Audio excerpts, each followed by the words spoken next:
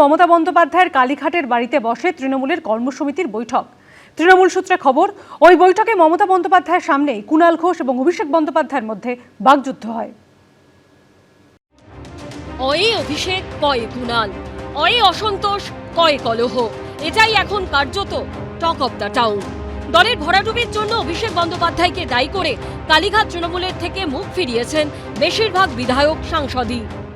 দলের মধ্যেকার অধিকাংশ মানুষ যখন বলতে শুরু করছে যে তারা তাদের কথা দলে কোনো একটা স্থানে গিয়ে তারপর তারা পৌঁছতে পারছে না, দলের দ্বিতীয় ব্যক্তি হিসাবে অভিষেকের কাছে পৌঁছতে গেলে তার সচিব মারফত তাদের কাছে পৌঁছতে হচ্ছে, তৃণমূল কথাটার সঙ্গে বাস্তব এটা মেলে না।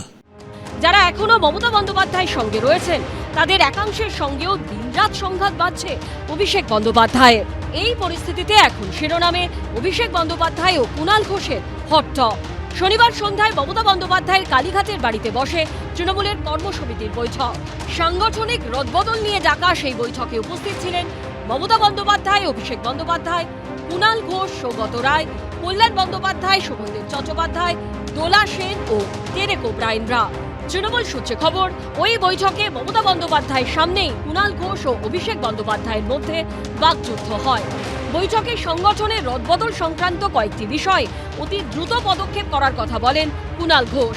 দাবিগুলি সেই মুহূর্তে মানতে রাজি হননি অভিষেক বন্দ্যোপাধ্যায়। তিনি বলেন, এ বিষয়ে পরে আলোচনা হবে। তৃণমূল সূত্রে খবর, তখন কুণাল ঘোষ অভিষেক বন্দ্যোপাধ্যায়কে বলেন, লেবু পচলে তেতো পড়বে না। এরপর অভিষেক বন্দ্যোপাধ্যায় কুণাল ঘোষকে বলেন, সুমিত রায় সম্পর্কে আপনি সংবাদ মাধ্যমে বিরূপ বিবৃতি দিয়েছেন।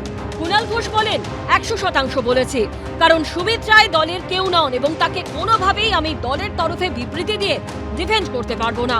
অভিষেক বন্দ্যোপাধ্যায় বলেন, আপনি আমার সম্পর্কেও বিরূপ মন্তব্য করেছেন। কুণাল ঘোষ বলেন, আমি তোমার সম্পর্কে কোনো বিরূপ মন্তব্য করিনি।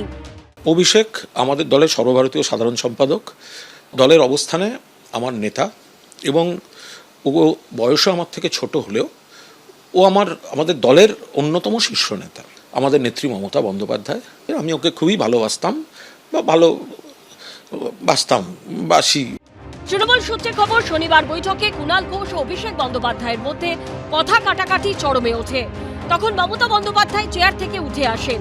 অভিষেক বন্দ্যোপাধ্যায় ও কুণাল ঘোষ দুজনেরই মাথায় হাত রেখে বলেন, কুল, এখন মাথা ঠান্ডা করে একসঙ্গে কাজ করতে হবে, এখন মাথা গরম করার সময় নয়।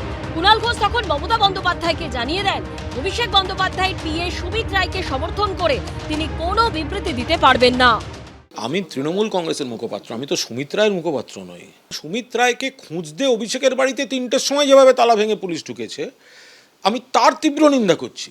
কিন্তু যাকে খুঁজতে ঢুকেছে সে কত বড় জিনিস, আমি সে নিয়ে কোনো মন্তব্য করছি না। যে মিথ ছিল যে অভিষেক বন্দ্যোপাধ্যায় মানেই তৃণমূল কংগ্রেসের আগামী দিনের যুব নেতৃত্ব, সেকেন্ড নেতৃত্ব, সেটা কিন্তু এই মিথটা ভাঙছে। ফলে এখন দেখার যে মমতা বন্দ্যোপাধ্যায় কবে জেগে ওঠেন, কি আদৌ তিনি বলবেন না অভিষেক বন্দ্যোপাধ্যায়ের এই অধ্যত্ব তৃণমূল কংগ্রেস নামটা শেষ হয়ে যাওয়ার অপেক্ষায় তিনি থাকবেন।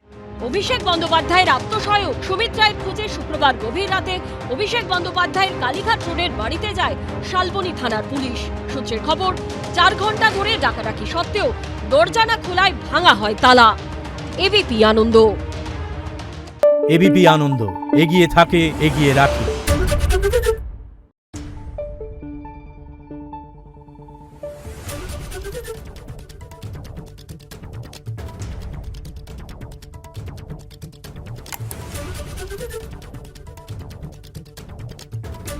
Thank you.